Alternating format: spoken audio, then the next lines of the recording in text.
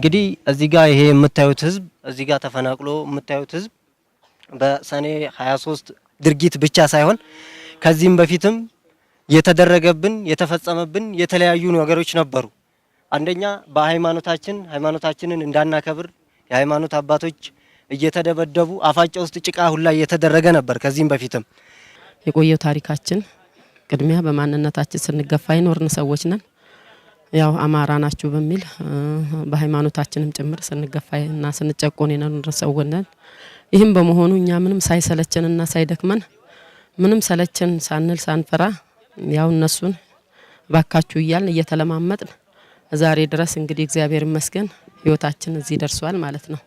እና የደረሰብን ነገር አንደኛ ቅድሚያ በ98ም ምንም አይነት እኛም ማየት የማይፈልጉ ሰዎች ነበሩ እና በብዛት በማስፈራራት አገር ለቀን እንድንሄድ አማራ ናችሁ እናንተ አማራ አይፈለግም፣ በሃይማኖቱም ኦርቶዶክስ የሆነ ሰው አይፈለግም፣ መስቀል በጥሱ እየተባልን ብዙ ግፊት ሲደረግብን እኛም ስንታገል ኖረን ለዚህ ለሰኔ 23ቱ ንብረት ውድመት ህይወት እስከ መታረድ ደርሰናል ማለት ነው። እና ይሄም የሆነው እንግዲህ እኛም በቃን ሰለቸን ሳንል በሃይማኖታችንም በመጽናታችን የሰው ንብረት ሳንፈልግ ሰርተን ደክመን ለፍተን ያፈራነውን ንብረት ልቀቁ ልፉ ከለፋችሁም ለኛ ነው ሌላ ለማንም አይሆንም፣ አማራ እዚህ ሀገር አይፈልግም ብዙ ግፊት ሲያደርጉብን የቆዩና ከ98 ጀምሮ እስከ 2012ም ያው መከራችንን ስናይ ቆይተን በስተመጨረሻ በ2012 በተለይ በመስቀል ደመራ በዓል ላይ ምንም አይነት መብት የላችሁ ጭራሹኑ እንደውም ደመራ የሚባል ነገር እንትን ማለት የለባችሁም ማደመር የለባችሁም ማብራት የለባችሁም ተብለን የደመራ በዓልን ሳናከብር አልፈንም ተርፈንም እንደውም ይሄ ባንዲራ ያለው ነጠላ ለብሰን ወደ ቤተክርስቲያን ስንሄድ በድንጋይ በመወራወር ወደ ቤተክርስቲያን ልናስቀድስ በመሳደብ በመገሰጥ በመገላመጥ ተሸሽገን ቤተክርስቲያን አክብረን ስንመለስም አንዳንዴ ጭራሹኑ መስቀላችንን እንድንደብቅ ሁሉ የማይደረግብን ግፊት የለም። መስከረም 16 የደመራ በዓልን እንዳናከብር እኛ ላይ እሳት አታቆጣጥሉም፣ የደመራ በዓልን እኛ ላይ አታከብሩም በማለት የደመራ በዓልን እንዳናከብር ሃይማኖታችንን እንዳናካሂድ ትልቅ ተጽዕኖ ሲያካሂዱብን ነበር እና በ2012 መስከረም 17 ላይ የነበረው አልቅሰን ዳቦ ጸበል ጸዲቅ ይዘን ምንም ወደ ቤተክርስቲያን አካባቢ ሳንደርስ እንድንመለስ ተገፍተናል። ተደብቀን እንደውም ቤተክርስቲያን ውስጥ የገባንን ሰዎችም እንደውም ውጡ የህግ አካል መጥቷል ልትያዙ ነው እስከመባል እስከ ማስፈራራት ድረስ የደረሰብንን ከዛም አልፈን የጥቅምት 12 ረብሽ ቀን በብዛት እንዳጋጣሚ ቤተክርስቲያን ነበርን። ዙሪያችን እየዞሩ ሆያሉ ቤተክርስቲያን እናቃጥላለን ምን እንላለን በሚባል ሰዓት እኛም ሞታችን ቤተክርስቲያን ይሁን ብለን እዛው ቤተክርስቲያን ቆይተን ትንሽ ከላያችን ላይ ገለል ሲሉልን ተደብቀን ወደ ቤታችን ወደ 9 ሰዓት 10 ሰዓት አካባቢ ቤታችን ገብተን እዛው የሮቤና የሌላውን አገር እየተከታተል እዛው ህይወታችንን አድነን ከዛ ወዲህ ደግሞ እንደገና እየተመላለሰ አማራ ናችሁ መስቀላችሁን በጥሱ ምንም ነገር አያስፈልጋችሁም። ጥቅምት ወር ላይ የወረዳው አስተዳዳሪ ባለበት የወረዳችን አስተዳዳሪ ባለበት ስብሰባ ተደርጎ መጥቶ እናንተ ውጡ ከዚህ ይሄንን መሬት በጎች እናለማበታለን ውጡ በግልጽ የተናገረበት ነገር ነው። ይሄንንም አቤቱታ እስከ ዞን ድረስ ሄደን የተለያዩ ቦታዎች ሄደን ብናመለክት ምንም ሰሚ አላገኘንም አልተሰማንም። የዘራነውን አዝመራ አሳጭደው እስከ ማስገባት ድረስ በማንነታችሁም ሆነ በአማራን በክርስቲያንነታችሁ አታስፈልጉም መሬት ኮንትራት ያዝነው ሳይቀር እያያዙብን እያሳጨዱ ወደ ራሳቸው ወሰዱት። ንብረታችንን በየማሳ ማባረር ጀመሩ መውሰድ ጀመሩ። ይሄንንም በቃን ሰለችን ሳንል ከመስራት ወደ ኋላ ላልንም በስተመጨረሻ በጥር 12 በጥር 2 እና 3 ላይ ዘመቻ ወጥተውብን ከሌላ አጎራባች ቀበሌ በመኪና እየተገለበጠብን ያልተደረገ ነገር ያልተሰራ ነው ታሪክ የለም።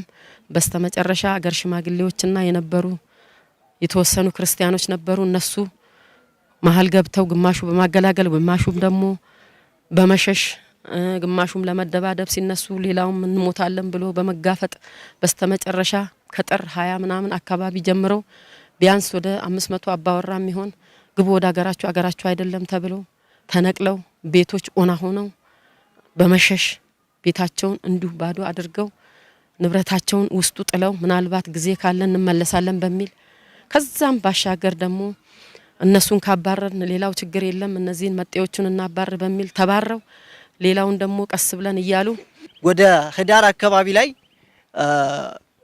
እንዲሁ ቤቶች እንትን አዝመራ ማቃጠል ነው የጀመሩት። አዝመራ ክምር ሲያቃጥሉ ይሄን ነገርም ወደ ወረዳ ሄደን ወረዳውንም አመልክተናል። ችግር የለውም ይሄንን ያቃጠሉትን ነገር ይመልሳሉ ሲለን እንደዛው ሲል ወደ ታህሳስ አካባቢ አዝመራ እንሰበስባለን። ኮሎባ የሚባል ሀገር ገበሬዎች እንግዲህ አብረው ይሰራሉ። እዛ አካባቢ ላይ ያለውን አዝመራ ገበሬ ለማሳጨጃ ይዞት ሄደው ከ600 ኩንታል የማያንስ ስንዴ እዛ ተዘርፏል። ይሄንንም ወረዳውም ያውቃል፣ የትኛውንም ያውቃል።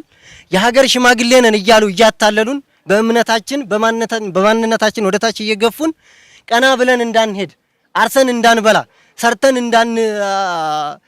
እንዳናድግ እያደረጉን በሃይማኖታችን በተለይ በሃይማኖታችን እንደዛው ይሄ ነገር እየቀጠለ መጥቶ ይሄንንም ንብረት ተዘርፎ ገበሬው አሁንም ቆይ እስቲ ይሄ ነገር ይረጋጋል ከቀን ይለወጣል እያለ ገበሬው መታገስ ጀመረ። እኛ አሁን እንዲህ እንዳምቤንቱ ቀበሌ እንደዚህ እንዳጋርፋ ወረዳ እንዳምቤንቱ ቀበሌ ወፍጮ ሁሉ ነበረን።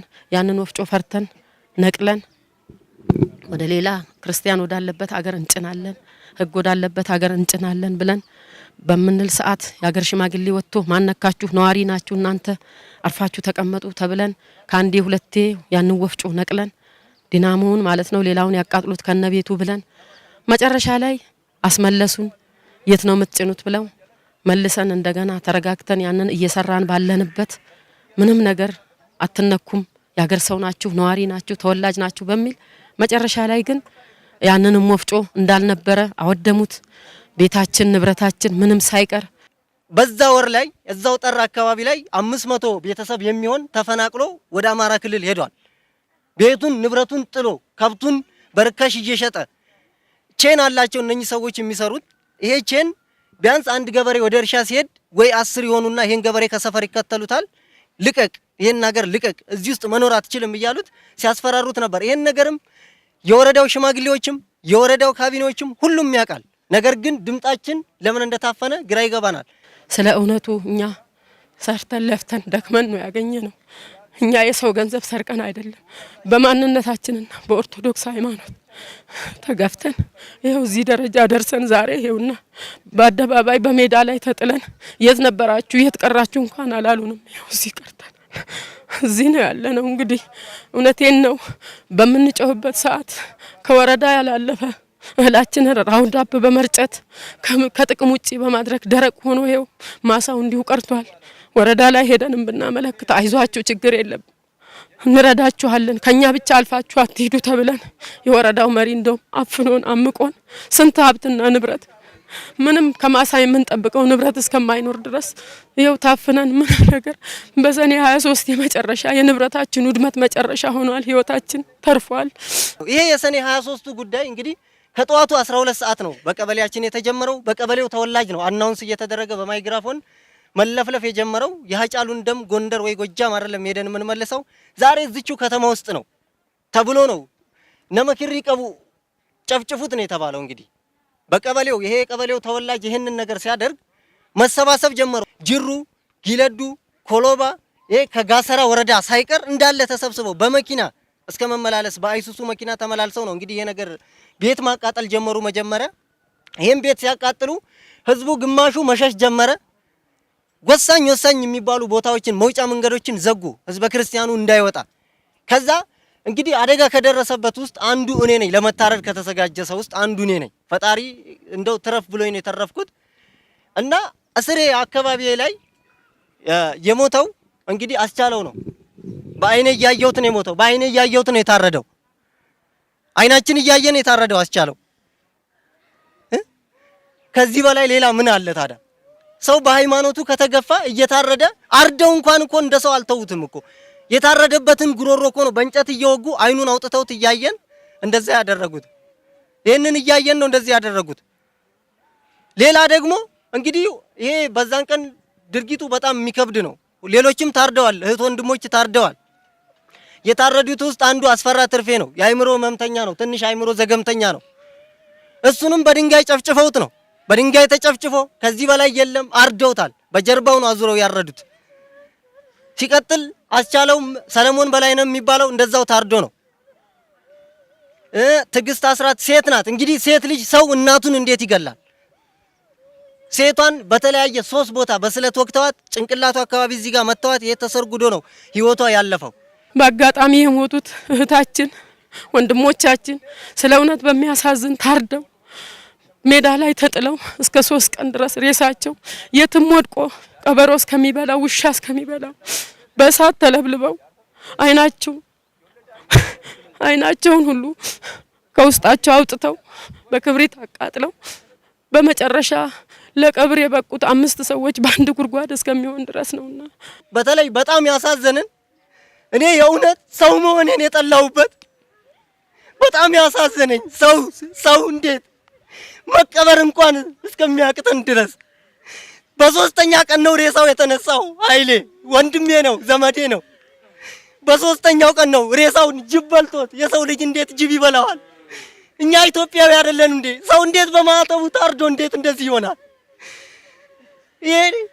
ይሄ በጣም ውስጣችንን የጎዳው በማንነታችን መቼም ቀና ብለን እንዳንሄድ ያደረገን ድርጊት ነው። ከውስጣችን መቼም አይጠፋም።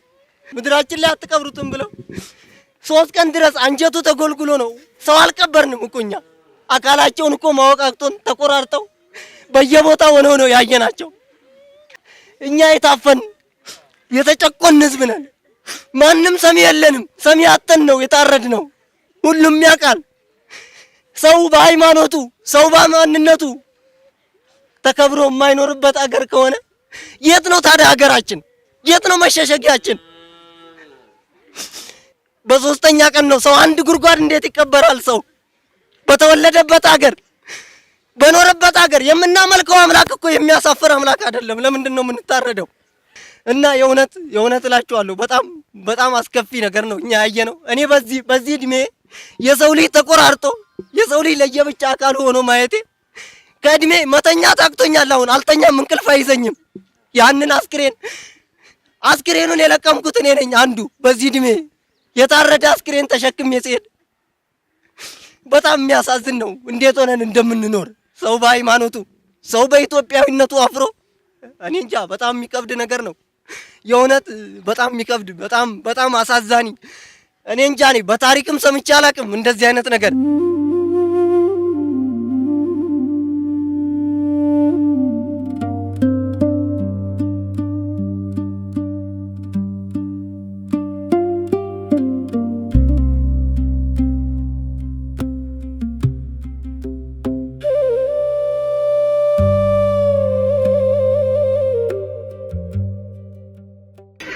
ደህና ነሽ? አለሽ? ትበረቻለሽ? አይዞሽ። እሺ። ከከብቶች ጋር ነው የወሰዷችሁ? ወስደው ከዛን እናንተን እንዴት አደረጓችሁ? አንበረከኳችሁ? ማማ አለ? እስቲ መጥቀስ ትቻለሽ?